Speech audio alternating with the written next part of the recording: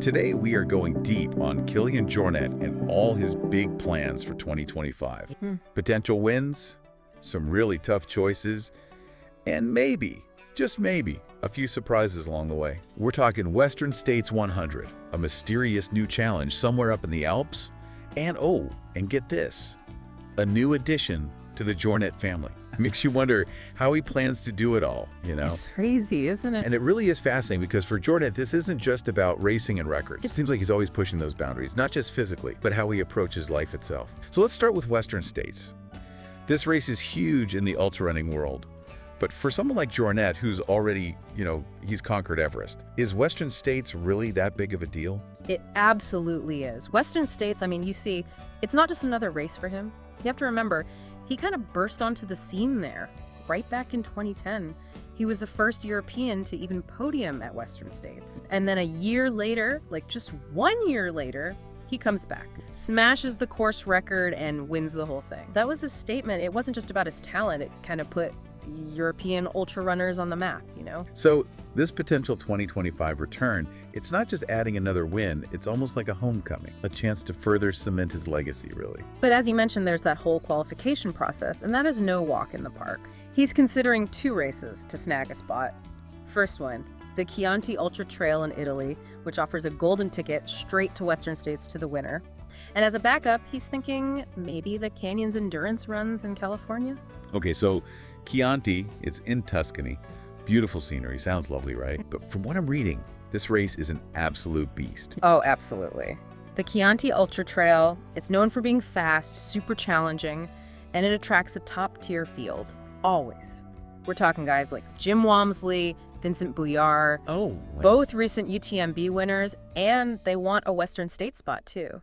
But wait, didn't I read something about a possible baby Jornet arriving right around the same time as Chianti? Could that throw a wrench in his plans at all? That is the big question mark hanging over this whole thing. That's wild. We're talking about one of the fittest people on the planet, but even he has to deal with the realities of family life. Exactly, and it makes you wonder, how is he going to prioritize things?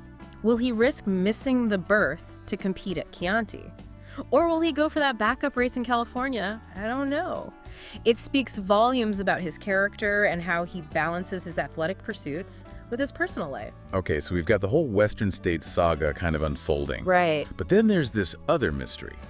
His personal challenge in the Alps between August and September. They barely gave us any details.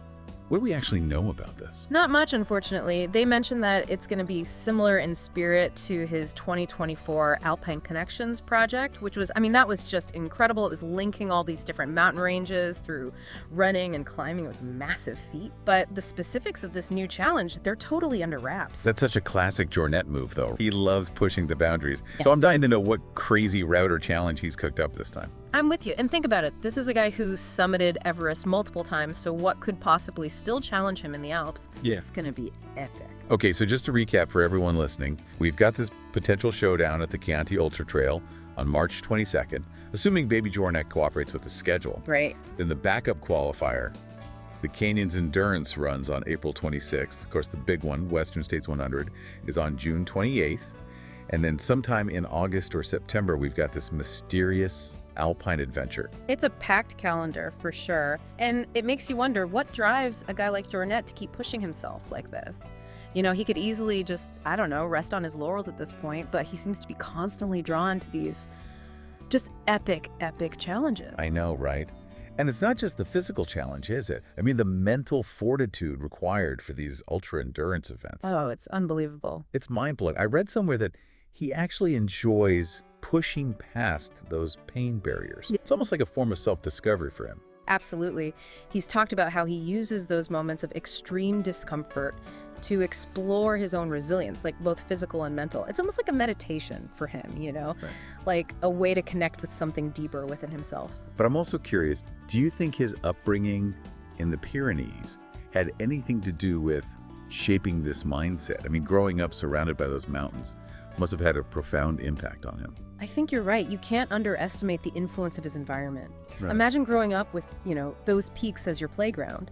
testing yourself against nature's elements. Mhm. It's almost like the mountains themselves instilled in him this sense of adventure and this drive to push his limits. That makes so much sense. It's like the mountains became his training ground, both physically and mentally, and that kind of prepared him for these incredible feats.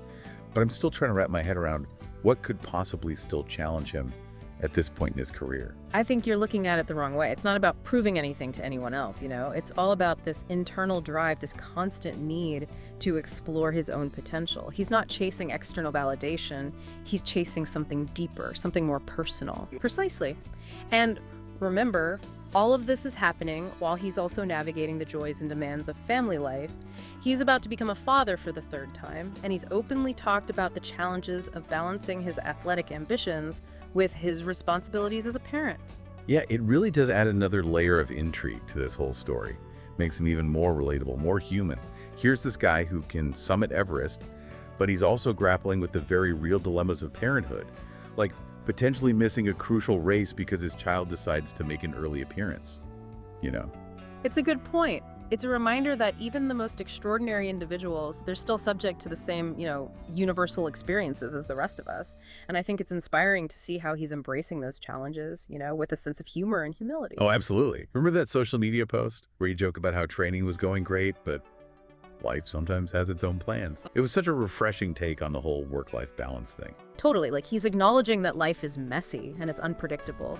Sometimes you just have to kind of roll with the punches. And I think that's a valuable lesson for all of us, whether we're elite athletes or just trying to juggle our own daily demands. Honestly, I'm fascinated by how he'll navigate that potential conflict between the Chianti race and the birth of his child. I mean, that's a decision with huge implications for his Western States ambitions, but it also speaks to his values and priorities. It'll be really interesting to see what choice he makes and how he kind of rationalizes it.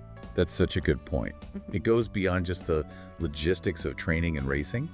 It taps into something much deeper about who he is as a person and what truly matters to him.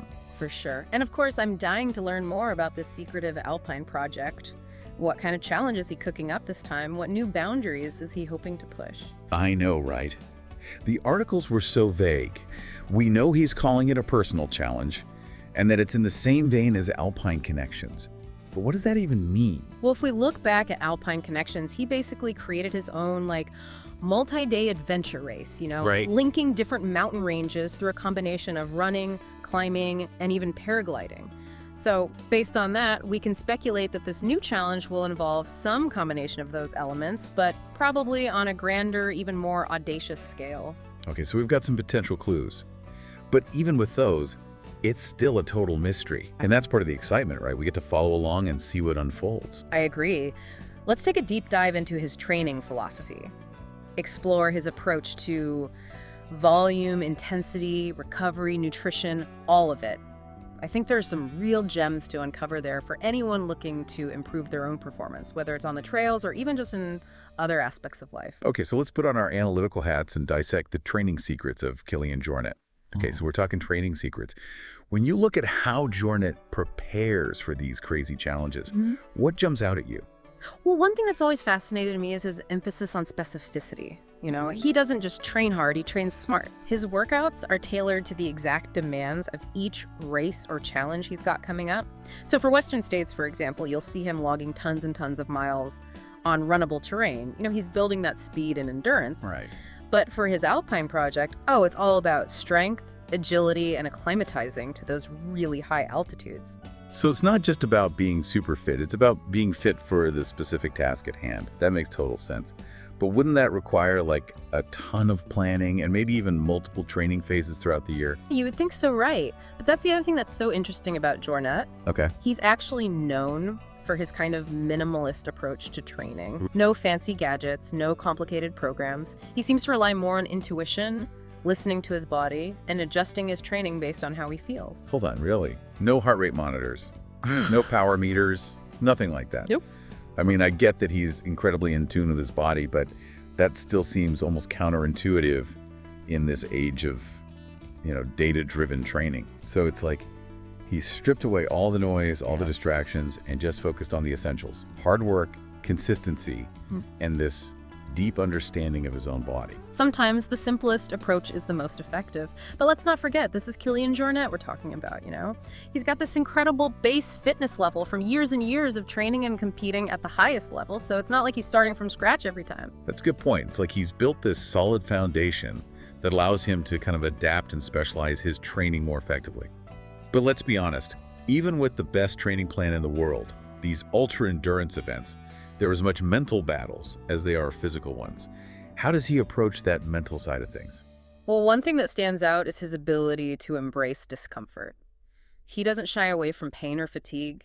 He sees them as inevitable parts of the process. And he's developed these incredible coping mechanisms to push through those dark moments, you know?